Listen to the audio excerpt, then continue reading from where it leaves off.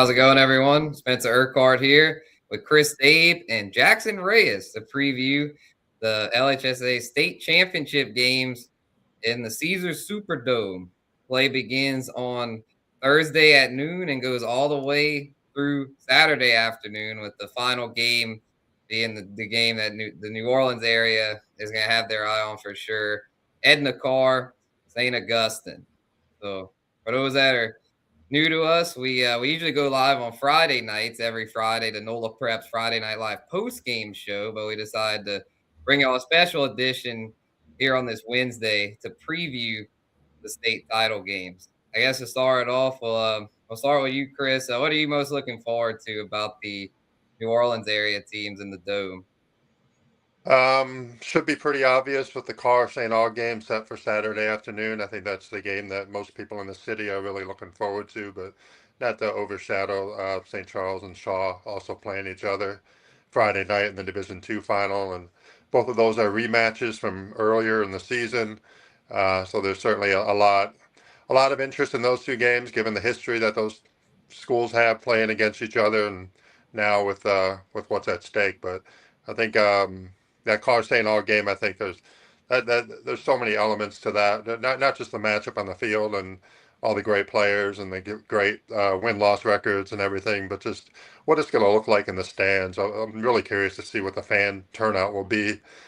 We know Carr's going to come out there strong, and we know St. Aug will come out there strong as well. With 1979, the last time they played in a state final, and the alumni base for St. Aug is huge, and I'm just curious to see how many thousands of people are going to be there. Certainly, there's going to be a lot of purple and gold being the school colors for both teams. 100%. Yeah, it's going to be a very rocking crowd there. The battle of the bands and all that. I remember when you covered that in Al's years at Morris Jeff, it was overflowing with people trying to get into that game. Yeah, you had to get there hours before the game to get a seat. I got there probably 90 minutes beforehand and had to park a couple of blocks away and paid some guy $10 to park in his yard and walked over. And definitely a different environment than anything I've experienced over there. But it was great. Yeah, for sure. Yeah, it would be nice to have them in the Dome, have plenty of seating there. So that'll be nice. And Jackson, how's it going, man? Talk to us about the Baton Rouge area teams that made it, Dunham and Ascension Catholic. Yes, doing good. Happy to be on the show, talk about some of the Baton Rouge teams. So yeah, I think with Dunham and Ascension Catholic, I think there's a lot of interesting storylines about both those schools. Both of them feature two star players who have been kind of chasing records throughout these playoffs. Trevin Simon, running back for Ascension Catholic, set the state record for most rushing yards in a single season and most rushing touchdowns in a single season. In Louisiana high school football history, last game in the semifinal, he is based on his rushing yards per game, has a chance to end his high school career in this season with 4,000 rushing yards in a year. So if he can do that, I was checking Max Preps. I think if he can get to that point, he gets a chance to finish top 10 nationally for most rushing yards in a single season. And then obviously with Dunham, many people around the country know the name Elijah Haven. He was recently named Gatorade Player of the Year here in Louisiana. Just an excellent quarterback, has helped, along with this team as a whole, get back to the Dome where they lost last year in the championship game. And now they kind of have a chance at redemption this year, going up against Calvary Baptist. So it'll be interesting to watch, both those games being played Thursday. For sure. Well, we'll start off with the 3:30 game on Thursday. Number 2 seed Riverside going up against Ascension Catholic. There, the 5 seed Ascension went to Westminster and Opelousas, the number 1 seed, and took them down pretty handily there. So, sorry about that. A little technical difficulty. All right. So Riverside has been rolling through these playoffs. So they have just dominated so far. I'm not sure what is going on here. My bad. The Riverside has just been dominant, Chris. Talk to us about Riverside and Jaden Obekwe, their new workhorse running back this year. Yeah, he's been kind of the primary ball carrier for Riverside. He's a senior. This is his first year playing there. He transferred from East Jefferson. He was an all-district running back for East Jefferson, and then now he's playing his senior year at Riverside. He was ineligible for the first 2 games of the season until he got cleared by the LHSAA. But ever since then, you can see it in their point totals, the impact that he has helped make. They're topping 40 points a game in almost every game, if not every game. And the last one, he ran for almost 300 yards, 6 touchdowns. The game was tied 14 all at half, and he made the major difference there in the second half. But he's not the only one there. Riverside's an experienced team. They played in the Dome 2 years ago and lost, as their coach talked about when I talked to him earlier in the week. We walked out of there with the silver trophy 2 years ago, and now we want to get a gold trophy. And they have the same quarterback back from that team. Brock Bourgeois is a third-year starter. He's primarily more known as a baseball player growing up, but he kind of got pulled into playing some football and becoming a quarterback, and he's proven to be quite capable at the position. And then Boogie Johnson and Chris Becknell, a wideout. I think that might be the difference for them compared to Ascension in terms of the strengths of the team, is that they can throw it around a little bit. They're not totally reliant on just Obikwe. And then defensively they're always strong with Ahmad Cage. He's a multi all-state type of player, all-district type of player on the defensive line. So he's another experienced one who played in the Dome. So yeah, they have a lot more experience than you might think from a team that was in the Dome 2 years ago. For sure. And Jackson, we all know about Trevin Simon, obviously the 4,000-yard rusher, incredible season. But Riverside there, like Chris said, really tough defense and also a lot of playmakers. What do you feel Ascension can do to combat this talented Riverside team? Yeah, I think, the big thing for them, obviously, it goes without saying, Simon is the focal point of this offense, just an incredible player. And I think one of the more interesting things is this was his first year playing running back. He played it a couple snaps there, but mostly uses a wide receiver, also plays some defensive back, but just in his first year at running back and putting up the numbers he's had each week. I believe he had, 365 yards, 6 touchdowns against, Westminster last week in the semifinal. And so, obviously Riverside is a very good opponent, as Chris was talking about, a very good defense. So I don't want to discount that, but, we have seen Trevin even up against, the number 1 seed. Westminster was undefeated up until that point. And even they struggled to stop him. Besides him, their quarterback, Greg Fernandez, he's younger. They don't throw it too often, very reliant on the run game. But, he is a pretty good quarterback, can throw the ball around, had a couple good completions when they did throw the ball in the semifinal on Friday. And I think that's big. And they also can, kind of mix things up. He can use his legs as well. In the game in the semifinal on Friday, Fernandez ripped off, a 37-yard touchdown run on a design QB run. So, he can definitely use his legs as well. They have another running back, Josh Barber, who's kind of their bruiser. They used him in a fake punt in the semifinal. He ripped off a 23-yard run off that. So they have options, besides Simon. Obviously, he's kind of the star of the show on the offense, but, they have some other guys who can kind of do some things. I think defensively is another big strength for Ascension Catholic. Their secondary, and honestly, the defense as a whole played great in the semifinal. They've had a lot of great games. They've kind of gotten better as the playoffs have gone on. Shutting out Westminster, a very strong offense in the first half. They in Westminster's first 4 drives of the game last week, they failed to pick up a first down. They had finally reached the red zone towards the end of the first half, and Ascension Catholic picks them off for an interception. They had 2 interceptions in the game. I believe forced 2 or 3 fumbles, if I remember correctly. So a strong defensive line that can get after the quarterback, a strong secondary where, Trevin Simon's also playing there. I'd say some other names still watch, Jacob Julian plays some defensive back for them. John Rob Daigle, he's a linebacker. So they've got guys on the defense who, can make a difference, and, definitely made one on last Friday to kind of shut out Westminster in the first half to build the 33-0 lead they had at halftime to, really put the game away with 2 quarters left to play.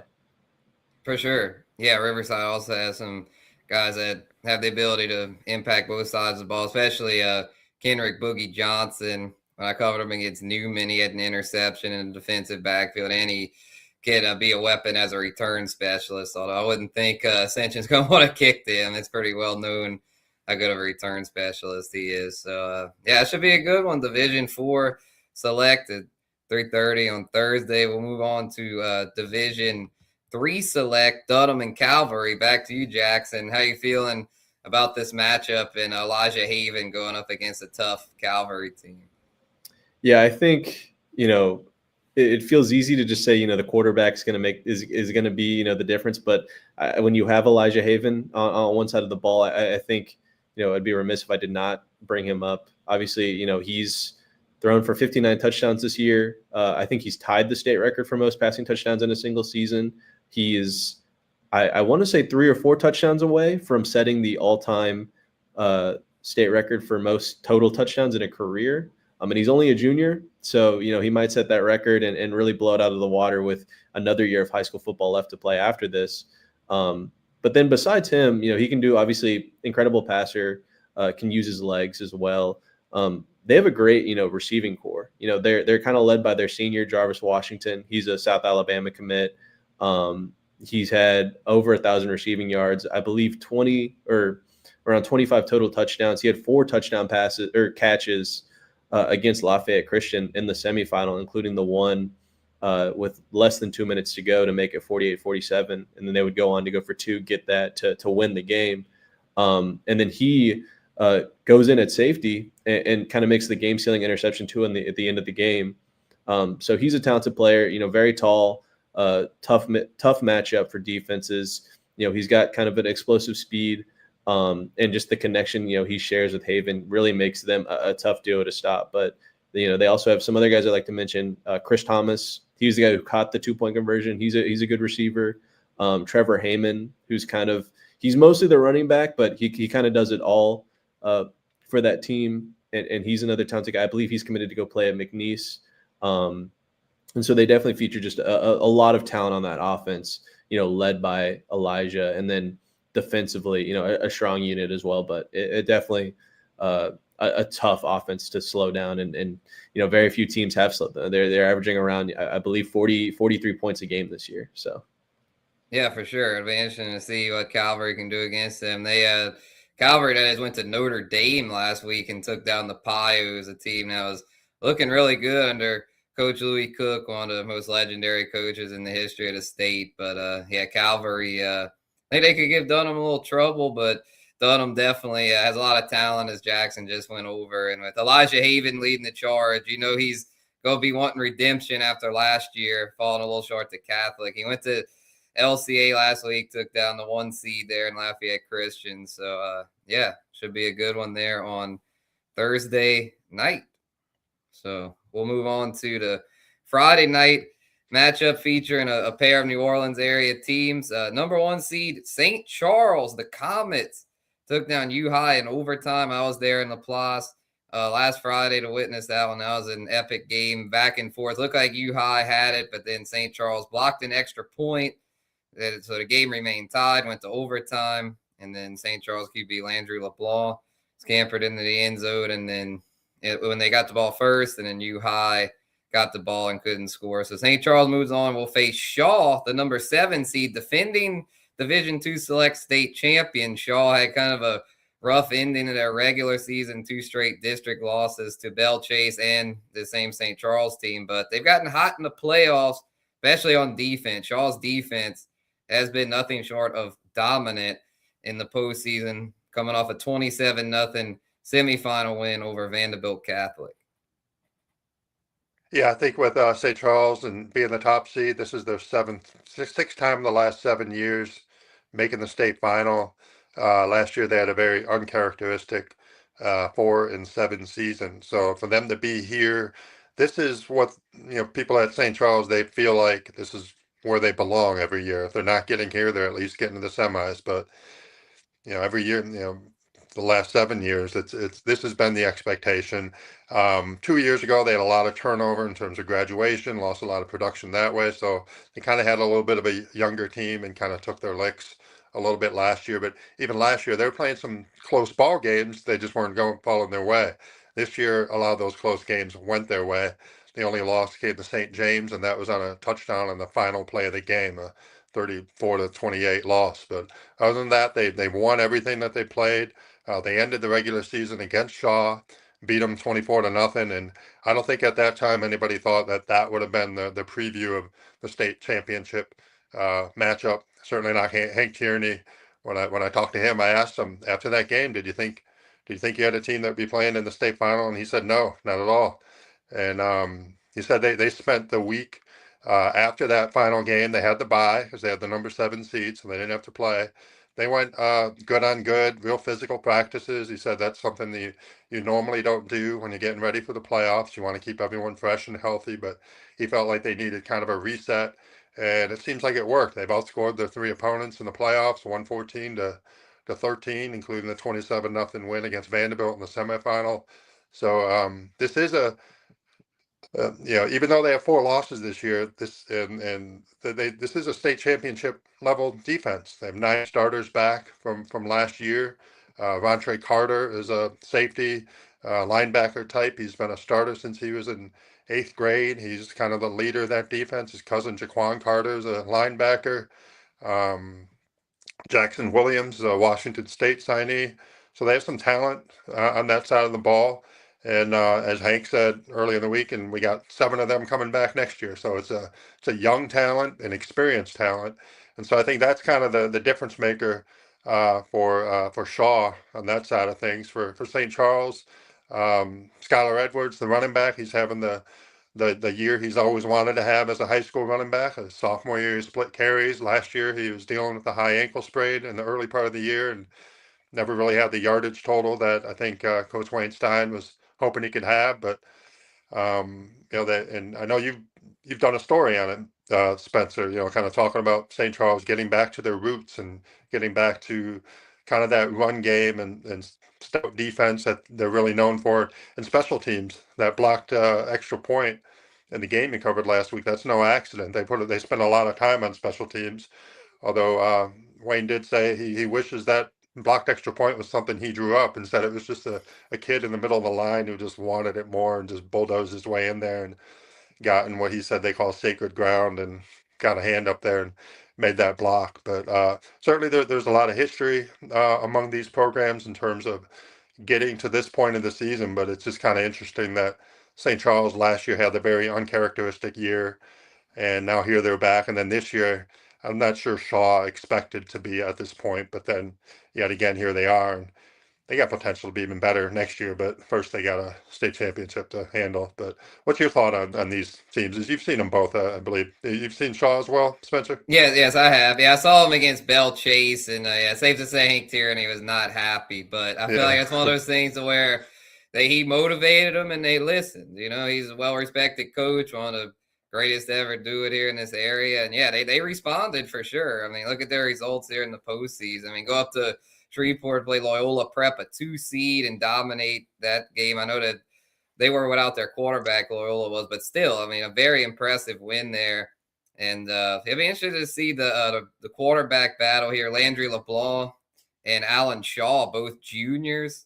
So it's interesting to see how they'll do. Landry has looked like he's really taken a step forward this year. Kind of struggled as a sophomore starter last year. Alan Shaw, this is his first year starting at QB. He was a defensive back last year, part of that great secondary. Shaw, as you mentioned, Chris, young secondary. But I guess they figured they had enough talent there. They moved Alan, the quarterback. Alan Shaw, the third, that is. He also has a brother, Alan Shaw, the fifth, I believe, that contributes a little bit. So yeah, Red and Cinco are their nicknames.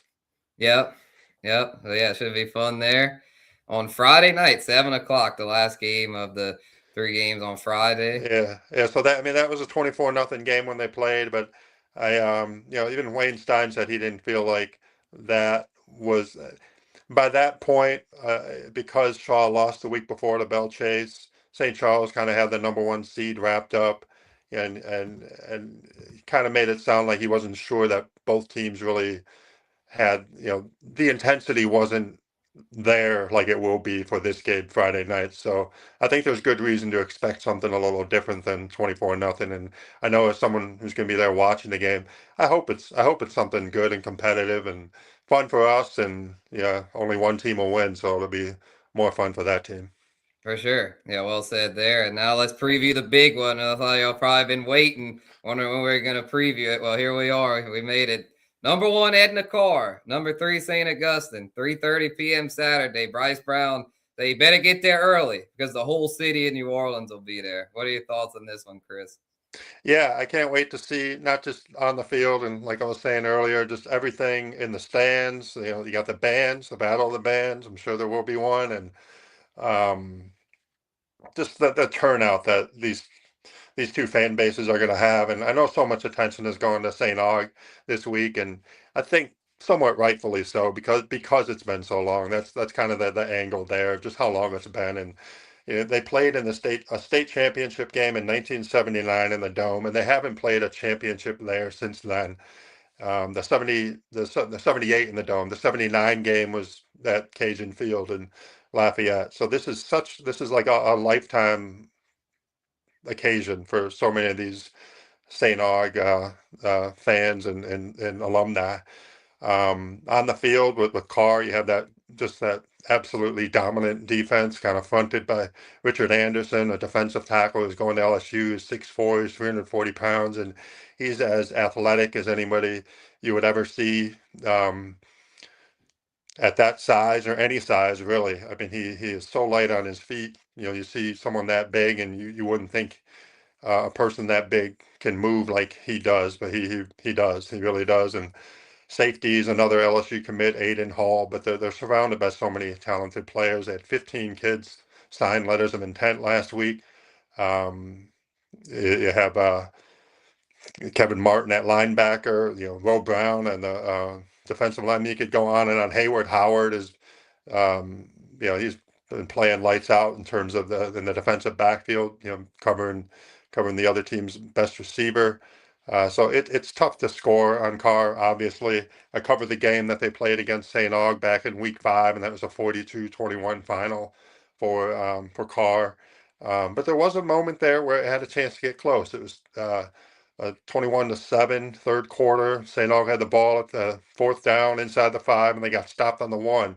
That could have made it a one-score game. Well, they got stopped, and then Carr goes down the field and goes 99 yards and scores a touchdown, makes it a 3-score game, and that's the ball game right there. So I think there are chances. There may be an opportunity there for St. Aug to make a game of it, but they're going to have to play at their top level in order to do that. His Carr is just that good on both sides of the ball. You got John Johnson at quarterback, a West Virginia signee. You got Trey Garrison at running back going to Washington State. You have um, who's the wide receiver who transferred from Greg Destrehan? Wilfred. Yeah, Greg Yeah. Wilford also going to West Virginia.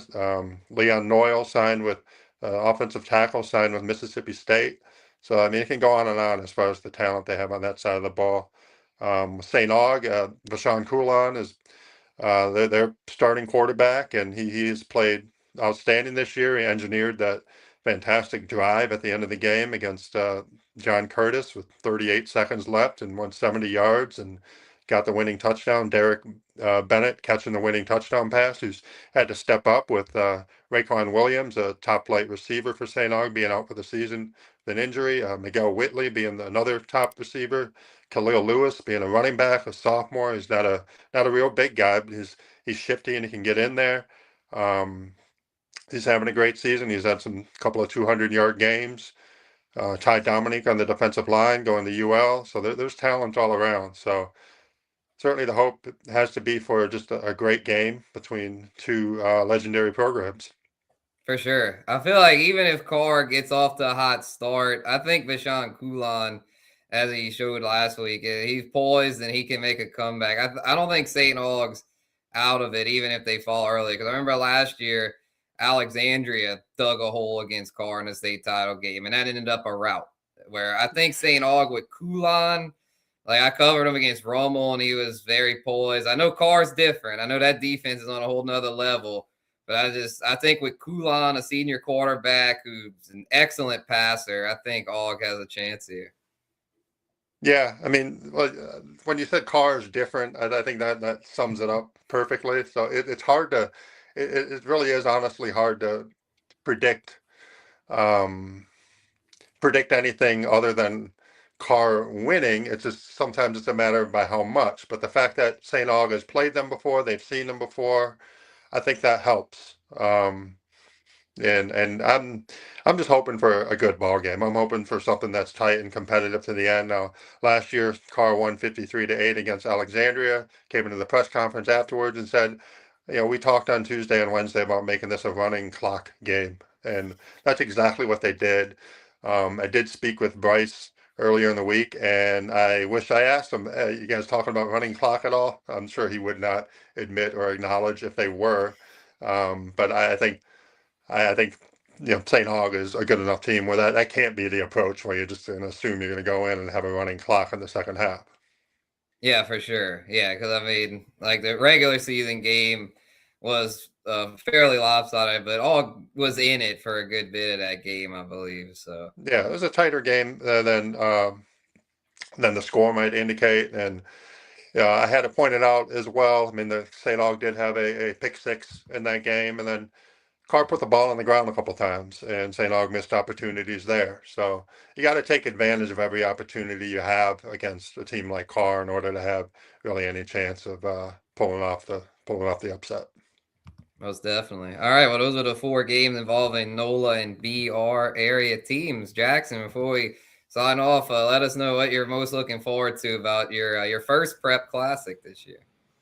Yeah, I guess just the atmosphere is honestly what I'm looking forward to most. I think state championships, regardless of any sport, is always a fun time, and with high school football, it's no different. So just kind of being able to be in the Superdome and watch a lot of talented teams go out there and try and bring home a state title is going to be a lot of fun to watch and get to cover. So yeah. Good stuff, man. And Chris, what would you set that over under for attendance for that Carr Hog game? Well, I don't know if they're opening up the upper deck, but if they did, then you gotta be going pretty high there. I think that place seats 60 some thousand, so it'll be below that. But I don't know. I'd like to see 20,000. I don't know. I'm not the best crowd size estimator out there, but I will say, Jackson, for your first prep classic, I think I told you this on the phone. Bring a coat and a hat and a scarf for that press box because it gets chilly up there. Yeah, they keep that AC blaring up there. Believe me, I've been in a dome enough to know that. So yeah, definitely take Chris's advice on that. So yeah, good stuff, y'all. Good show. Glad y'all could come here and preview the games here, and we'll have the coverage for y'all throughout the week and into the weekend on NOLA.com and the Advocate.com. So be sure to keep up with it. We'll have all the coverage on y'all's teams that made it all the way. So good luck to everyone that made it, all the coaches and players. We'll see how it plays out. So we're going to sign off for the preview show. We'll be back for some post-game shows. We for sure going to do one Saturday after All Car, possibly one Friday after St. Charles Shaw. So we'll be back soon. For Chris, Dabe, and Jackson Reyes, this has been Spencer Urquhart with the NOLA Advocate State Championship preview show. We'll see y'all later.